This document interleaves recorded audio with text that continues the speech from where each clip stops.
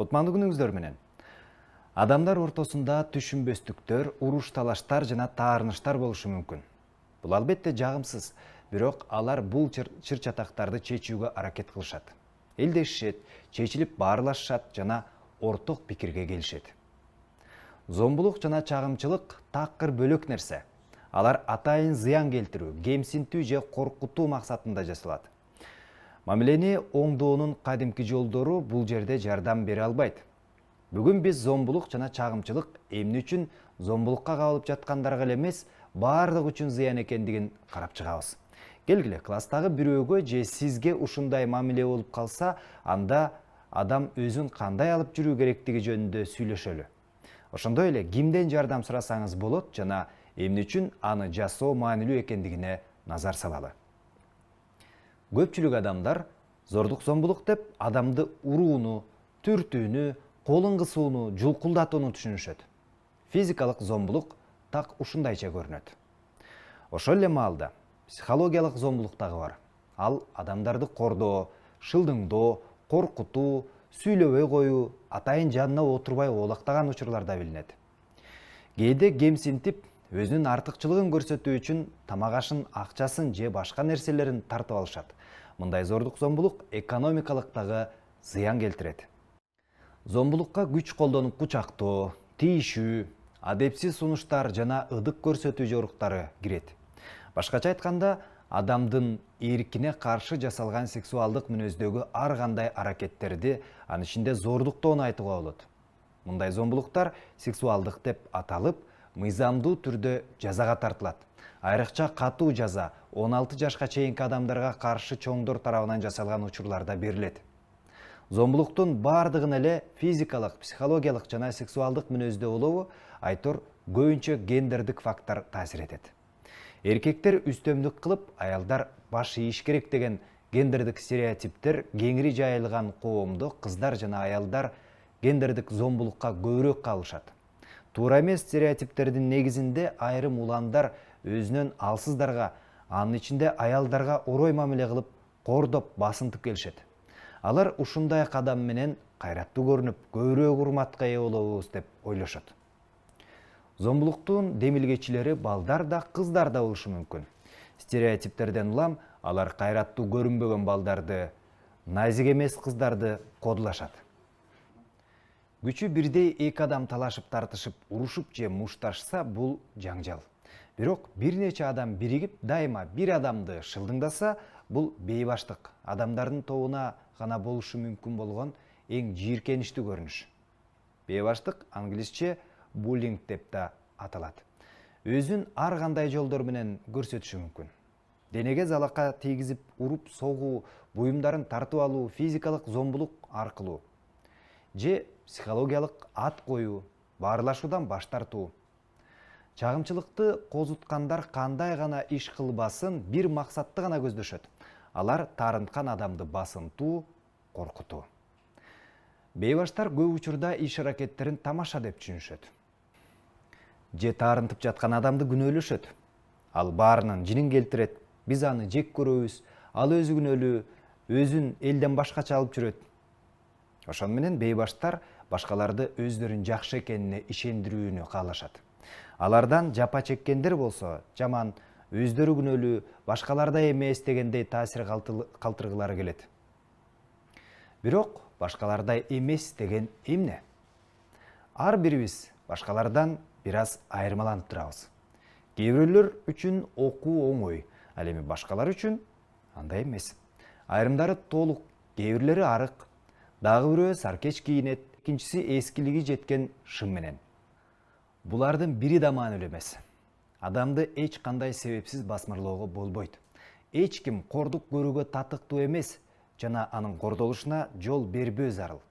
Сырткы келбетине, жүрүм-турумуна жана мүнөзүнө карабастан ким болбосун коркутуу үркүтүүгө дуушар болушу мүмкүн. Кодулоо же анын курмандыгы элден башкача болгондугу үчүн пайда болбойт. Мисалы, мектепте өзүнүн күчүн, бийлигин көргөзүүнү каалаган бейбаштар пайда болгон учурда жаралат. Аларга дароо каршылык болбогондуктан өздөрүн жазасыз калчудай сезишет.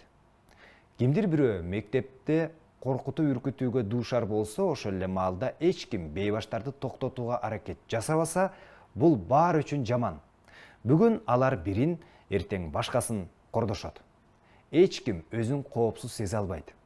Көбүнчө бейбаштардын иш-аракеттеринин артында башкаларга таанылууга, лидер болууга умтулуп турат. Көңүл бурууга жана сый-урматка ээ болуунун башка жолун таппай, алар өз күчүн жана аброюн көрсөтүп, башкаларды коркутуп таарынышат. Башкалардын сезимдерин сыйлабай, көңүл кош болушат. Кээде зомбулук көрсөткөн адам же айым ачуусун башкалардан чыгарат. Же үй бүлөсүндө көргөнүн кайталайт. Кинодогу же айлана чөйрөдөгү өзүнүн кумирине окшош болгусу келет. Башкаларды кемсинтүү менен бейбаштар өздөрүнүн артыкчылыгын, күчүн жана кайраттуулугун көрсөтүүгө аракет кылышат. Бирок алардын текеберлигинин жана тайбастыгынын артында өзүнө ишенбөөчүлүк жана кандай жол менен болсо дагы абройго жетүү каалоосу турат. Рекетчиликтин жана зомбулуктун шыкакчылары жалгыз эмес. Адатта алардын артында жүргөндү жактырган колдоочулары болот. Ошентип алар өздөрүн кыйла ишенимдүү сезишет. Бул алар үчүн абдан маанилүүдөй. Бейбаш эреже катары таарынткан адамдарды да, жандоочуларын да сыйлабайт. Коркуу көбүн эсе рекетчиликке түртөт. Кимдир бирөөнүн кордолгонун көрүү адамдар үчүн жагымсыз, алтыргай жийиркеничтүү болушу мүмкүн. Бирок алар куугунтуктоонун жаңы бутасы болуп калуудан коркуп, окуяга көз жумушат же чогуу шылдыңдайт. Зомбулукка күбө болгондор эмне кылуусу керек? Ал класстагы бирөөнү коркутуп, үркүтүп жатканын билет жана жакшы эмес деп эсептейт. Келгиле, Этномедиа онлайн кинотеатрынын YouTube каналындагы Мектеп шайлоосу жаштар сериясынын бир үзүндүсүн карап көрөлү.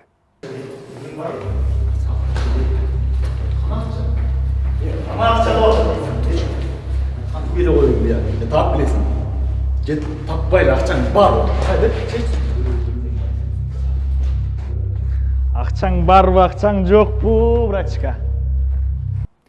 Мектеп окуучулары кичүү жигиттен кантип акча талап кылып жаткандыгын көргөн сериалдардын каарманы Аяна эмне кылышы керек? Эч нерсе кылбай кетип калуу, болушунча тез мугалимди таап жагдайды айтып берүү, кайтып келип балага болушуу. Келгиле, бул учурдун ар бир окуялар кандайча өрчүшү мүмкүн экендигин Аяна жөн эле кетип калды дейли. Эмне болушу мүмкүн? Баланын акчасын тартып алышат жана келечекте да ала беришет. Ал эми Аяна ага жардам бере албаганы үчүн өзүн жемелеши толук мүмкүн. Эгер Аяна бул тууралуу мугалимге айтсачы?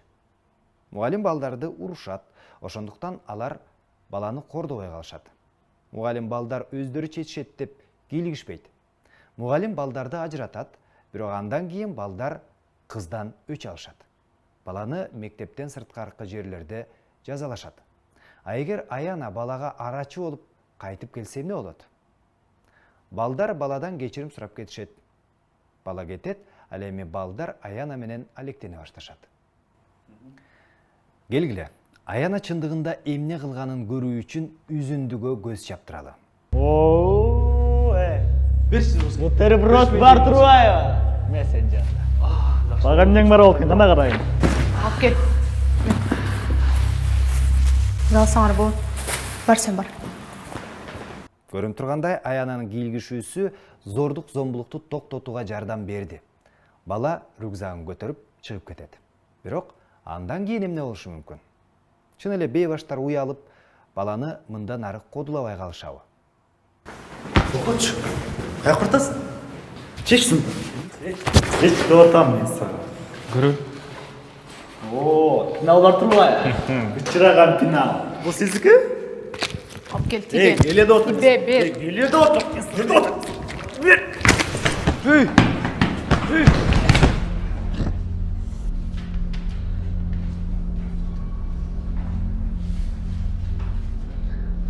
Менин ордундабы? Бир жериң сызгат эме отур эле. Көрсөтөм сага. Шашпагын. Бул окуя жакшы аяктаган жок. Баланы кое бергенден кийин бейбаш Аянага өтүп, рюкзагы менен карандаш баштыгын ачып алды. Буюмдарын кайтарып алайын деп жатып, Аяна баланы кокустан түртүп алып, бала тепкиштен ылдый кулады. Рекетчиликти же мушташты токтотууга аракет кылганда кырдаалды жана өз күчүңүздү акылдуулук менен баалооңуз керек. Кимдир бирөөгө жардам берип жатып, өзүңүздүн коопсуздугуңузду эсиңизден чыгарып, өмүрүңүзгө жана ден соолугуңузга коркунуч келтирген жагдайлардан алыс болуңуз. Бул кырдаалда Аяна баланы өзү коргоону чечти. Бул сый урматка татыктуу эр жүрөктүү иш. Бирок күчтөр ачыктан ачык бирдей болбогондо, кордолуп жаткан адамга арачылык кылуу коркунучтуу болушу мүмкүн. Мындай учурда досторуңуздан, чоңдордон жардам сурап, мугалимдерге, ата-энелерге кайрылсаңыз болот. Көпчүлүк учурда чоң кишиден жардам суроо кырдаалдан чыгуунун мыкты жолу болуп саналат. Бул таптакыр уят иш эмес, анткени сөз адамдардын жашоосу жана ден соолугу жөнүндө болуп жатат. Башкысы кайдыгер карап өтүп кетпөө керек. Кээ бирде коркутуу үркүтүүнү токтотуу мүмкүн эместей, бейбаштар баары бир жазасын албоочудай жана күчтүүдөй сезилет. Бирок бул андай эмес. Адам өзүнөн алсыздарды кордоосу бул рекетчиликке жол берилерин билдирет. Эгер өзүнөн башка дагы бир желөккө өктөн бирөө пайда болуп, алсыз жагын ачса, ал анын курмандыгы болушу ыктымал. Келгиле, Мектеп шайлоосу сериалынын кезектеги каарманы Аида эмне болгонун карап көрөлү. Класстын жалпы чатына кимдир бирөө Аиданын психикалык жактан бузулгандыгы жөнүндө билдирүү жөнөткөнгө чейин ал бой көтөрүп, классташтарын кемсинтип жүрдү. Муну окусаң? Дагы сен тууралуу бул. Жок, бул Айда жөнүндө экен. Анын көйгөйү бар экен.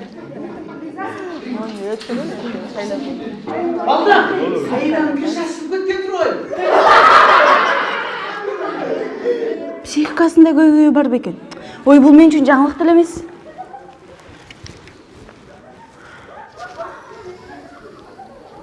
Анын жашоосу азапка айланат койбакыш кыз. Балким бул жалган болуп жүрбөсүн? Мейли. Ташборлугума кечирим сурайм, бирок мен анын такыр эле аягым келбейт. Бир аз болсо да куугун тукталып турсунчу ошо.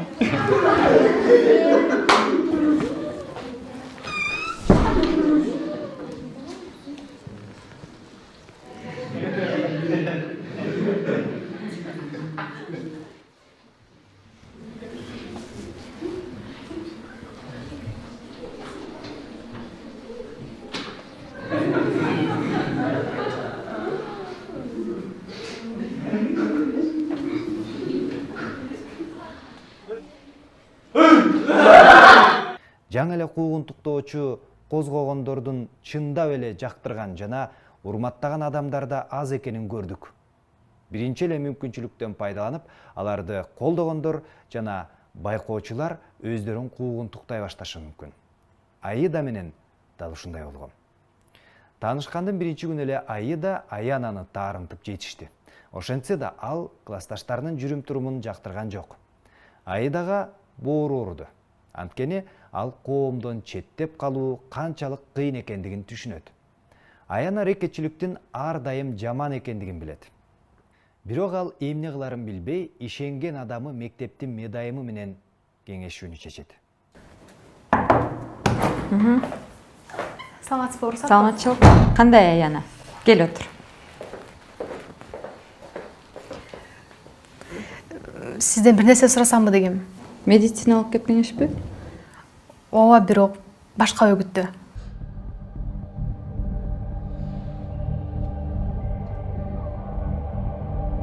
Мектепте балдардын баарды бир кызды кодулап, өтө одоно жана агрессивдүү кысым болуп атат. Алар сенин статусуң тууралуу кодулап атышабы? ВИЧ тууралуу каякта билип калышты? Жок, мен жөнүндө эмес, башка кыз жөнүндө. Ал кыз мага деле жакпайт, бирок ага өтө кыйын болуп атат. Эми куугунтуктоо кандай экенин сен жакшы билесиң да, Аяна. Албетте. Кыянаттыкка кыянаттык кылуу бул жакшы деле иш эмес. Туура. Мындай ситуациядан кантип чыгышты? Сен жакшы билесиң. Ооба, рахмат. Мен бара берейин. Кеңеш суроо менен биз кандайдыр бир көрсөтмөнү күтпөйбүз. Кээде колдоо сөздөрү жетиштүү болот. Мисалы, медайым айткандай, кара ниеттикке кара ниеттик менен жооп берүү менен биз көйгөйлөрүбүздү чечпейбиз. Бул сөздөр Аянага иш аракет жасоого стимул берди. Эмесе мындай. Оң кулак сол кулак армен уккула. Силерге эмне күлкү табылдыбы? Эскертип коеюн, ар бириңерди бирден кармоо болуп жашооңор тозокко айлантам. Уктуңарбы? Эми Аида, сөзүңдү бөлгөнүм үчүн кечирим сурайм. Тим эле мыкты сүйлөдүң. Амы? Эми артыңдагы эмне? Эми о жиндикен мойнап туруп карасаңар жинди дейт. Сен түшүнгөн жоксуң, бул күлкү эмес. Эми о кийингенди карасаңар тескери калыптыр, жиндикени. Амы уже стриптиз башталды го.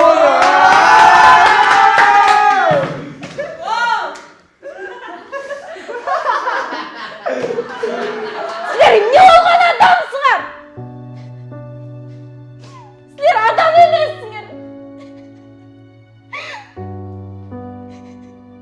Адам эмессиңер силер.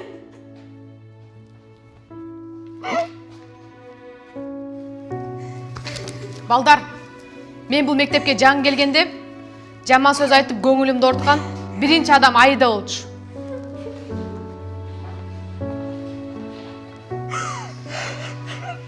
Аида бой көтөргөн, орой ырайымсыз адам.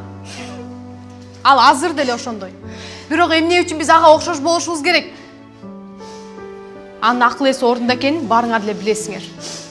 Ал ооруган күндө деле бизге кандай айырмасы бар?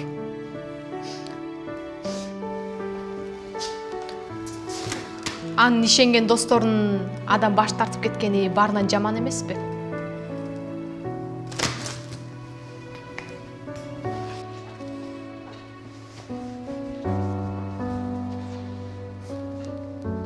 Кемсинтүү туура эмес. Өзгөчө ооруга байланыштуу. Буну жайына койгулачы, суранам.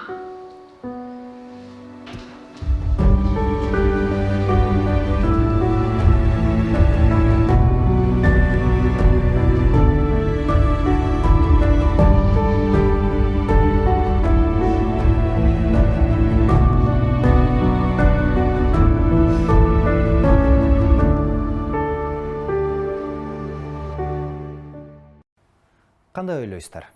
Аяна эмне үчүн Аидага болушту? Эмне үчүн жаңы эле Аидага сооп болот? Ушуну көрмөк деп аткандар Аянаны колдошту. Себеби бирөөнү кордоо туура эмес экендигин жүрөктүн түпкүрүнөн баары түшүнүшсө керек. Кимдир бирөөнү кемсинтип жаткан учурда эч ким өзүн коопсуз сезбейт. Бардыгы тең өздөрүн ыңгайсыз жана жагымсыз сезишсе керек. Өзүн коргоп калууну чечип, Аида сабакка кайтып келип, туура иш кылганын айтуу керек. Ырас, ал муну эң жакшы жол менен жасаган жок деп ал баарын коркутуп баштады. Тилекке каршы көбүнчө кордолгондор буга өздөрүн күнөөлүү деп эсептей башташат. Жана алар өздөрүн коргоого аракет да кылышпайт. Кордолгон адамдар буюмдарын ыргытып жатканда же аларды жаман сөздөр менен атаганда күлүп жаткандай түр көрсөтүшү мүмкүн. Жайма коет, тийишпей калышат деген үмүт менен акча, тамак аштын берүүгө, алардын сурагандарын аткарууга макул болушат. Кээде алар бейбаштарга кандайдыр бир кызмат көрсөткөнгө аракет кылышат. Муну менен алар кордоону токтотушат деп ойлошот. Бирок булардын эч бири жардам бербейт. Алар үйдө рекетчилик жөнүндө сүйлөшүүдөн уялышы мүмкүн. Жана чыккынчы, ушакчы болуп калбоо үчүн мугалимдерге арыздангылары келбейт. Кимдир бирөөгө айтып барышса, андан бетер жаман болот деп коркушат. Алар кимдир бирөөнүн жардам бере аларына ишенишпейт. Таарынтканда же чыр чыгарууга аракет кылганда эмне кылуу керек? Кырдаалга жараша иш алып барыш керек. Кээде бейбаштарды тоготпой, уруш боло турган жерден алыстап кетүү жетиштүү. Бул жүрүм-турум коркоктукту билдирбейт. Тескерисинче уруш талашка аралашпоо үчүн эрк керек. Кантсе да ыза кылууну каалаган адам дал ушул нерсени каалайт. сени ачуулантып тынчсызданганыңды көрүп рахат алат. Эгер сиз провокацияга алдырбасаңыз, анда алар эртедир кечтир сизди жайыңызга калтырышат. Ыплас сөздөрдү да жүрөккө жакын кабыл албоо керек. Ал сөздөр тикелей сиз жөнүндө эмес, болгону сизди ыза кылууга аракет кылып ойлоп тапкан адамдын оройлугу, ачуусу. Анын кемчилиги башкаларды кемсинтүүдөн башка колунан эч нерсе келбегендигинде. Алар сизге: "Сен эмне кийип жүрөсүң? Таштандыдан таптыңбы?" Ооба, азыр таштандыга салынган кийим эң саркеч экендигин билген эмес белең. Мындай стандарттуу эмес кадам бейбаштарды таң калтырат. Эң башкысы токтоо жана ишенимдүү сүйлөө керек. Кычык сөздөргө так өзүндөй жооп берип, кээде муштап да жибергин келет. Зордук зомбулук көрсөтүүнү каалаган адам дал ушуну күтөт. Андыктан эмоцияңызды тыйып, мушташка аралашпаганыңыз оң. Андан көрө муштумдун күчүн эмес, рухтун күчүн көрсөтүп, өзүңүз үчүн туруңуз. Мисалы, токтоолук менен ишенимдүү түрдө кырдаалды токтотууну талап кылыңыз. Өз күчүңүз менен жөнгө сала албай турган жагдайлар болот. Сизге болушуп, бейбаштарды токтото ала турган досторуңузга, улуу агаларыңызга же эжелериңизге кайрылсаңыз болот. Эгер андай адамдар жок болсо, анда эң туура нерсе чоңдорго кайрылуу, ата-энеге, мугалимге же сиз ишеним арта турган башка чоң кишиге. Жардам издөө уят иш эмес. Кантсе да сөз өмүргө жана ден соолукка кооптуу болгон зомбулук жана бейбаштык жөнүндө болуп жатат. Республикалык 111 ишеним номерине телефон чалып, көйгөй жөнүндө айтып берсеңиз болот. Психологдор сизди тынчтандырышып, эмне кылуу керектигин айтып беришет. Бул ишеним телефону күнү түнү иштейт жана акысыз. Бейбаштар коркутуп үркүтүп, бирөөгө айтсаң өлтүрөбүз деши мүмкүн. Чындыгында алар өзүн коргой албаган жана алсызыраактардын алдында гана эр жүрөк болушат. Эгерде ата-энелер же мугалимдер рекетчилик жөнүндө олуттуу эскертүү жетишсиз деп чечишсе, анда алар ата-энелер менен сүйлөшүп же милицияга кайрылышат. Куугунтуктоону тез арада токтотпосо, өзүнөн өзү токтоп калбайт.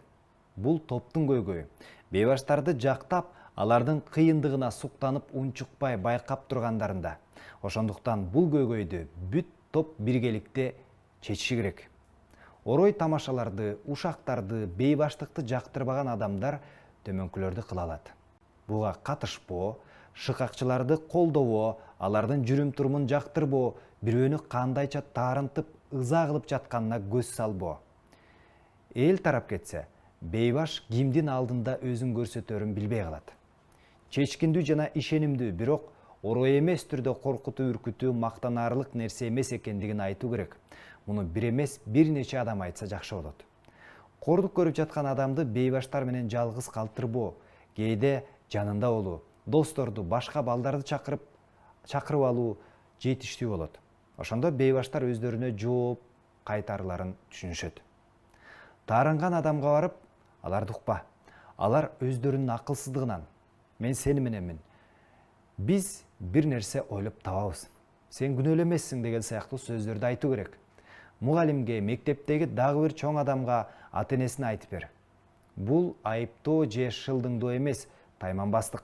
Кээде бул туура эмес көрүнүшкө туш болгон адамга жардам берүүнүн жалгыз жолу жана жалпы топту уятсыз, жагымсыз жана кооптуу көрүнүштөн бейбаштыктан куткаруу болуп саналат. Жүрүм-турум тандап жатканда өзүңүздүн коопсуздугуңуз жөнүндө унутпаңыз. Биз дээрлик бардык мектеп окуучулары туш болгон рекетчилик жана зордук зомбулук, анын эмне үчүн жагымсыз экендиги жана ага кантип туруштук бере алабыз деген темада узак, бирок маанилүү маек курдук. Бүгүн биз сүйлөшкөн нерселер сизди же сиздин тааныштарыңыздан же классташтарыңыздан коркутуу үркүтүүгө же зордук зомбулукка туш болсо, башаламандыкка жол бербей, туура чечим чыгарууга жардам берет деп ишенем. Эң негизгиси кайдыгер болбоо керек экендигин унутпаңыз. Үй тапшырма. Эгер сизге Мектеп шайлоосу сериалы жакса, аны YouTube каналынын Этномедиа каналынан толугу менен көрүңүз. Сериалдын каармандары кандай иш-аракет кылаарына жана кандай тандоолор жасалып жаткандыгына жана бул аларды каякка алып барарына көңүл буруңуз. Досторуңуз же ата-энелериңиз менен сизди таң калтырган жана кубандырган каармандарды, ошондой эле туура эмес же бейкапар көрүнгөн каармандардын аракеттерин талкуулай аласыз. Бул сизге ушул сыяктуу кырдаалдарды жакшыраак баамдап, туура чечимдерди чыгарууга жардам берет. Көрүшкөнчө.